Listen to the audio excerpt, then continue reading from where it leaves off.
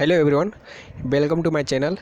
दोस्तों, आज हम लोग जानेंगे भारत में जो प्रथम स्वाधीनता संग्राम के प्रमुख नेता जो है उनके बारे में जानेंगे, जो कि बहुत ही अहम किरदार निभाया था ये प्रथम स्वतंत्रता संग्राम के रूप में। उनके बारे में जानेंगे। तो चलिए आगे बढ़ते हैं और देखते हैं ना देर करते हुए। देखिए दोस्तों, पहला आपका आता है जो इसमें प्रथम स्वाधीनता संग्राम के रूप में नेता जो आता है वो नाना साहेब आते हैं। नाना साहेब जो थे बाजीराव द्वितीय का दंतक पुत्र थे। ठीक है। और दोस्तों यहाँ से ध्यान आपको याद रखना है कि यहाँ से कि इसका बचपन का जो नाम था धंधु पंत था, राइट। और इसको जो है अंग्रेज़ 8 लाख रुपया सैलरी देता था प्रति वर्ष। और ये जो दंतक पुत्र होने के कारण इसे अंग्रेज़ जो है वार्षिक जो पेंशन दिया करता था वो देना बंद कर दिया, जिसकी वजह से ये इन्होंने अंग्रेज़ के विरुद्ध क्या कहा जाए उसको क्रांति लाया। और क्रांति जो लाया, क्रांति में ये कानपुर को अधिकार भी कर लिया, अपने अधिकार में ले लिया। और फिर कानपुर में ही अंग्रेज़ों के द्वारा इसे मार दिया गया। और ये जो है नाना साहब वहीं पे स्वतंत्रता सेनानी के रूप में नाना साहब का नाम आता है कानपुर से। ओके, तो मैं उम्मीद करूंगा कि आपको ये वीडियो समझ में आती होगी, और पसंद आए तो लाइक और सब्सक्राइब ज़रूर करें मैं ताकि आपके लिए इसी तरह का वीडियो लाते रहें। ओके, तो चलिए आगे बढ़ते हैं। आपको ये समझ में आ गया होगा। चलिए एक बार फिर से रिकॉल कर लेते हैं। तो मैंने आपको कहा कि नाना साहब जो थे ये बाजीराव द्वितीय का दंतक पुत्र थे, राइट। आपको क्वेश्चन यहीं से पूछेगा कि नाना साहेब किनका दत्तक पुत्र था। ओके, तो आपको ऑप्शंस में रहेगा बाजीराव प्रथम, बाजीराव द्वितीय, बाजीराव द्वितीय या बालाजी बाजीराव, या इनमें से कोई नहीं। तो आपको उसमें सेलेक्ट करना है बाजीराव द्वितीय, जो कि बाजीराव द्वितीय की दत्तक पुत्र थी। दत्तक पुत्र का मतलब होता है गोद लिया हुआ बच्चा। ओके, तो मैं उम्मीद करूंगा आपको यहाँ से ये समझ में आ गया होगा। चलिए आगे बढ़ते हैं। पहले दोस्तों, आज फिर आपके सामने आया एक नया, वो है स्वतंत्रता सेनानी, वो है आपका तात्या टोपे। इनके बारे में तो आप सभी को पता होगा, तो चलिए इनके बारे में कुछ जानते हैं। कुछ इसका बचपन का जो नाम था दोस्तों रामचंद्र पांडुरंग था इसका बचपन का नाम। और ये महत्वपूर्ण भूमिका निभाए थे ये स्वतंत्रता सेनानी में। ओके, और ये इसे निभाने के कारण इसे इटली का गेरिवाल्डी भी कहा जाता है। ओके, और अंग्रेज़ के विरुद्ध ये 1857 ईस्वी में स्वतंत्रता आंदोलन को दीर्घकाल तक जारी रखा। और ये जो है दीर्घकाल तक जारी रखा क्योंकि ये बहुत ही शातिर दिमाग के थे और बहुत ही साहसपूर्ण व्यक्ति थे, और इसके अंदर बहुत ही जुनून था, ताकि ये स्वतंत्रता सेनानी को स्वतंत्रता के लिए आंदोलन को दीर्घकाल तक जीवित रखा। ओके, तो यहाँ से आपको ये सारी पॉइंट क्लियर हो जाती है। और आगे आपका सेना को लेकर इनको संकट काल में जंगलों में छिपे रहते थे। ये जो इसका जो भी सेना था, उनको जब लगा कि ये तात्या टोपे को लगा कि मेरा सेना के ऊपर कुछ खतरा है, तो ये जंगल में छिपे हुए रहते थे। और जंगल में छिपे हुए रहने के कारण कोई भी इसको किसी पे आक्रमण करना होता था तो जंगल से आराम से ये आक्रमण कर जाते थे। और वे अंतिम समय में अंग्रेज़ से लड़ते हुए अप्रैल 1859 ईस्वी में इनको तोप से बांध करके बहुत ही दर्दनाक मौत दिया अंग्रेज ने इनको, जो कि देश में क्या किया, अपने देश में ही देशभक्त को देश में ही तोप से बांध करके उड़ा दिया गया तात्या टोपे को। तो इस तरह का घिनौना हरकत किया था अंग्रेज हम लोग के देश में। तो उम्मीद करूँगा आपको ये समझ में आ गया होगा। इसमें आपको प्रमुख जो पॉइंट याद रखना है, ये इसको इटली का गेरिवाल्डी कहा जाता था, फर्स्ट हो गया ये। दूसरा, इसका बचपन का नाम था रामचंद्र पांडुरंग।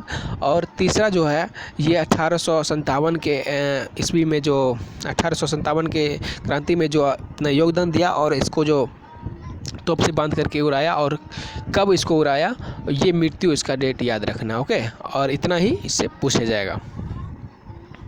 चलिए अगला आपका है अगला पॉइंट है मणिकर्णिका। आप सब इनके नाम से भली भांति अवगत हैं होंगे। तो इनका जो बचपन का नाम था मनु था, राइट। और झांसी की रानी जो है इसी को महारानी लक्ष्मीबाई के नाम से भी जाना जाता था। और इसका गंगाधर जो पति था, गंगाधर राव, उनसे शादी हो जाता है मनु का। और शादी होने के बाद गंगाधर राव जो थे राव जी के द्वारा इसे शादी के उपरांत झांसी में महारानी लक्ष्मीबाई के नाम से पुकारा गया, ठीक है। और ये गंगाधर राव के मर जाने की मृत्यु के बाद वो झांसी का कार्यभार संभाला और दामोदर नाम के बालक को गोद में ले लेता है, ठीक है।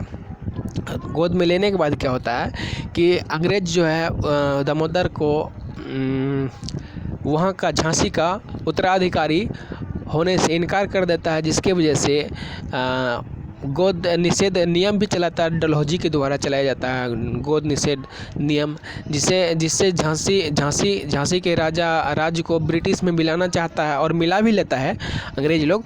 उससे जो है असंतुष्ट होकर के रानी वीरतापूर्वक साहस और वीरतापूर्वक अंग्रेज से संघर्ष करता है, अंग्रेज के बीच लड़ाई करता है ग्वालियर में, ठीक है। और 1858 ईस्वी में स्वतंत्रता में लड़ते लड़ते झांसी की रानी लक्ष्मीबाई का निधन हो जाता है, ठीक है। तो यहाँ से आप लोग को मोटे तौर पे याद रखना है, उसका बचपन का नाम था मनु उसका बचपन का नाम था, ठीक है। उसके बाद इसको जो लक्ष्मीबाई महारानी लक्ष्मीबाई जो नाम दिया उसका पति दिया था, ठीक है। पति का नाम था गंगाधर राव, ठीक। और ये झांसी की रानी थी। और ये इसका जो गंगाधर राव का मृत्यु हो जाता है 1853 ईस्वी में। और ये बच्चा का जो जिसको गोद लिया था झांसी की रानी, उसका जो नाम था उसका दामोदर राव नाम था, ठीक है। और ये जो किसके शासनकाल में थे, रानी लक्ष्मीबाई के शासनकाल में जो अंग्रेज थे पदाधिकारी, वो आपका था डलहौजी, ठीक है। और ये गोद निषेध नियम कानून चलाया था। और फिर झांसी को जो है ये मिला लिया था ब्रिटिश साम्राज्य में, ठीक है।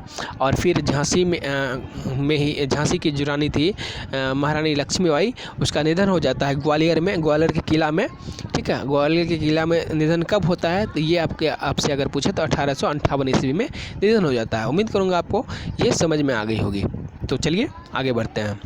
अगला आपका है बाबू कुंवर सिंह बिहार प्रांत के आंदोलनकारी में से प्रमुख महान क्रांतिकारी माने जाते हैं, जो कि ये बिहार प्रांत का जो क्रांतिकारी थे, यहाँ का जिम्मेदारी लिया था।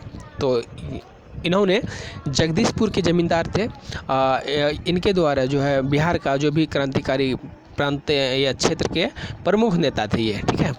और ये जगदीशपुर के ज़मींदार थे। राजा के नाम से विख्यात कुंवर सिंह अंग्रेज़ के विरुद्ध, यहाँ पे देखिए, अंग्रेज़ के विरुद्ध इन्होंने आजमगढ़ वाराणसी में सफलता प्राप्त की थी, ठीक है। जिसके वजह से ये काफ़ी प्रचलित हो गया था। और ये अपने कौशल युद्ध छापेमारी की नीति से काफ़ी फेमस थे, ठीक है। तो इस तरह का आप जानते हैं कुंवर सिंह ये कहाँ के थे, बिहार प्रांत के आंदोलनकारी थे, है ना। रणभेदी बजाने वाले महान स्वतंत्रता सेनानी थे, ये आप सभी जानते हैं। और जगदीशपुर, अगर एग्जामिनर को क्वेश्चन डीप में पूछना होता है तो आपको पूछ देगा बिहार के किस प्रांत से कुंवर सिंह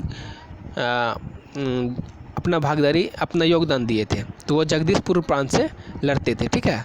तो यहाँ से ध्यान में रखिएगा, जगदीशपुर प्रांत। और अगर पूछे कहाँ के थे तो बिहार के थे, ओके। उम्मीद करूँगा आपको ये समझ में आ गया होगा। चलिए अगला आपका बेगम हजरत महल जो है ये अवध राज्य की बहुत विशाल शक्तिशाली राज्य था। अवध जो है बहुत विशाल और शक्तिशाली राज्य हुआ करता था एक समय में।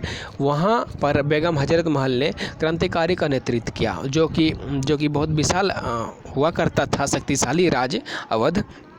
वहाँ पे इन्होंने अपना योगदान दिया, ओके। अपना योगदान दिया और साहसी, धैर्यवान और काफ़ी बुद्धिजीवी ये महिला थी। और इन्होंने अपना सम्मानपूर्वक वहाँ पे जो भी हुआ अंग्रेज़ से जहाँ तक हुआ लड़ी और संघर्ष करते हुए वहाँ अपना प्राण निछावर कर दिया। और लखनऊ के क्षेत्र में भी स्वतंत्रता कराने में ये सफल हुई। लखनऊ को भी ये स्वतंत्र कराने में सफल हुई थी ये बेगम हजरत महल, इसीलिए इनका नाम लिया जाता है। और ये जनरल बाद में ये जनरल कैंपबेल जो थे अंग्रेज़ का जो सेना था, सेना का नायक, वो लखनऊ में से मार दिया। लखनऊ में अंग्रेज़ के द्वारा इनका मृत्यु हो जाता है। ओके, तो ये बहुत ही महत्वपूर्ण भूमिका निभाया था ये आपका ये भारतीय प्रथम आंदोलन में। ओके, चलिए अगला आपका है बहादुर शाह जफ़र। बहादुर शाह जफ़र जो है ये अंतिम मुग़ल सम्राट थे। ठीक है, अंतिम मुग़ल सम्राट का मतलब ये हुआ कि जो भी मुग़ल बादशाह हुआ शुरू से लास्ट से अंत तक, ये बहादुर शाह द्वितीय है, इसको जफ़र या द्वितीय भी बोला जाता है, जो कि अंतिम था। और ये 1857 ईस्वी में इनका जो दरबार क्रांति प्रमुख नेता थे। ठीक है, दरबार क्रांति के प्रमुख नेता थे। 11 मई 1857 को मेरठ के क्रांतिकारियों ने बहादुर शाह को क्रांति के नेतृत्व सौंप दिया था और दिल्ली को अंग्रेज़ के प्रभाव में मुक्त कराने के लिए ये क्रांति किया था। ठीक है, और किंतु शीघ्र बहादुर शाह को बंदी बना लिया गया और इसे रंगून भेज देता है। रंगून भेजने के बाद क्या होता है, 1862 ईस्वी में बहादुर शाह जफ़र की मृत्यु हो जाती है रंगून में। तो आपको ये ध्यान में रखना है कि बहादुर शाह जफ़र जो है ये अंतिम मुग़ल बादशाह था, अंतिम सम्राट था, और इसे जो है लास्ट में अंग्रेज़ ने कैद करके रंगून भेज देता है, जो कि बर्मा में पड़ता था। उसी जेल में इनका मृत्यु हो जाता है 1862 ईस्वी में। ओके, तो यहाँ से आपको कई सारे पॉइंट निकल के आता है, इसको ध्यान में रखना है। और इस तरह का क्वेश्चंस अगर आए तो उसको नोट बनाते जाइए, लिख लीजिए, ताकि आपको लंबे समय तक इसको याद रखने में आसानी हो। ठीक है, बहादुर शाह जफ़र की मृत्यु के बाद क्या होता है, भारत के स्वतंत्रता आंदोलन में इनका योगदान सदैव स्मरणीय रहेगा। और ये काफ़ी संघर्ष किया और ये सारा राजकाज और सम्राट होने के नाते भी ये अपना काफ़ी योगदान दिया था क्रांति में। ठीक है, तो 1857 के क्रांति में योगदान दिया था, जिसकी वजह से ये लोग इसे याद करते हैं और स्मरण में रखते हैं। उसके बाद बेगम जीनत महल, इन्होंने क्या किया था, बेगम जीनत महल जो है ये 1857 की क्रांति राष्ट्रीयता की लड़ाई लड़ी थी। और ये बेगम जीनत महल जो है जैसे साहसी बहुत ही अच्छा थी, महिला साहसी थी, आंदोलन में सक्रिय भागीदारी निभाया था। ओके, तो इस सबसे उतना क्वेश्चंस नहीं पूछे जाते हैं। तो चलिए आगे बढ़ते हैं। ओके, और आपका 8वां पॉइंट आता है रानी अवंतीबाई। ये मध्य प्रदेश रियासत के थे, जो कि रायगढ़ की रानी अवंतीबाई अंग्रेज से संघर्षपूर्ण लड़ाई लड़ी थी। ठीक है, और शस्त्र सेना का निर्माण किया था। तो ये ध्यान रखिएगा, एक शस्त्र सेना का निर्माण किसने किया था, अवंतीबाई ने किया था। ओके, और क्रांति के दौरान युद्ध में अंग्रेज से संघर्ष करते करते वीरतापूर्वक लड़ते ये मर गए थे। ओके, इसका निधन हो गया था। तो चलिए आगे देखते हैं। अगला पॉइंट जो आता है दोस्तों, वो आता है 1857 के समय में जो भी इंग्लैंड के प्रधानमंत्री थे या गवर्नर जनरल भारत के हुए या वायसराय भारत के हुए या गवर्नर जनरल हुए, उनके बारे में कुछ मुख्य पॉइंट जो एग्जाम में बार बार पूछे जाते हैं उनको देखेंगे। ठीक है, तो सबसे पहले 1857 में जो हुआ था क्रांति, उसमें जो इंग्लैंड के जो प्रधानमंत्री थे वो कौन थे। ठीक है, ये पूछते हैं कि 1857 के विद्रोह के समय इंग्लैंड के प्रधानमंत्री कौन है, तो ये पार्मस्टाउन ये वहाँ के प्रधानमंत्री थे, जिसमें 1857 में जो क्रांति हो रहा था भारत में, तो उसमें इंग्लैंड के प्रधानमंत्री थे ये पार्मस्टाउन। ठीक, अगला आपका 1857 के विद्रोह के समय भारत के गवर्नर जनरल कौन थे, तो ये लॉर्ड कैनिंग थे। ठीक है, लॉर्ड कैनिंग का कार्यकाल जो है गवर्नर के रूप में 1857 के गवर्नर के रूप में वो आपका हुआ 1856 से लेकर 58 तक गवर्नर जनरल के रूप में। फिर गवर्नर जनरल के रूप से ही आगे जब बढ़ता है तो आपको देखने को मिलता है कि प्रथम वायसराय बना। मतलब कहने का ये हुआ कि प्रथम वो भारत में जिस समय क्रांति हो रहा था 1857 में, उस समय जो गवर्नर जनरल हुआ करता था वो गवर्नर जनरल तो था ही, साथ में गवर्नर जनरल का पद को हटा दिया गया और पद को हटाने के बाद भारत का वायसराय नियुक्त किया। तो प्रथम वायसराय जो था लॉर्ड कैनिंग ही बने थे। ठीक है, उम्मीद करूँगा आपको समझ में आ गया था। और लॉर्ड कैनिंग का जो वायसराय के रूप में कार्य किया उन्होंने, वो किया है आपको 1858 से 1862 तक। ठीक है, और गवर्नर जनरल के रूप में 1856 से 1858, और 58 के बाद देखिए डायरेक्ट 1858 से 1862 दिया। ये 62 किया वायसराय के रूप में, और 1858 तक किया, 56 से 58 किया गवर्नर जनरल के रूप में। अब मुझे लगता है कि आप लोग को समझ में आ गया होगा। चलिए अगला आपका क्वेश्चन है, भारत का प्रथम गवर्नर जनरल कौन था? तो अगर गवर्नर जनरल लॉर्ड कैनिंग था, तो उससे पहले जो पहले बार गवर्नर जनरल का पद स्थापित किया गया था, तो उस समय कौन था प्रथम गवर्नर जनरल? तो वो था lord William Bentinck. Lord William Bentinck के बाद ये गवर्नर जनरल बने होंगे। ठीक है, तो चलिए आगे बढ़ते हैं। अगला आपका है 1857 के विद्रोह के समय कंपनी का मुख्य सेनापति कौन थे? तो जॉर्ज एनिसन, जो कि ये कंपनी का प्रमुख सेनापति थे, जॉर्ज एनिसन।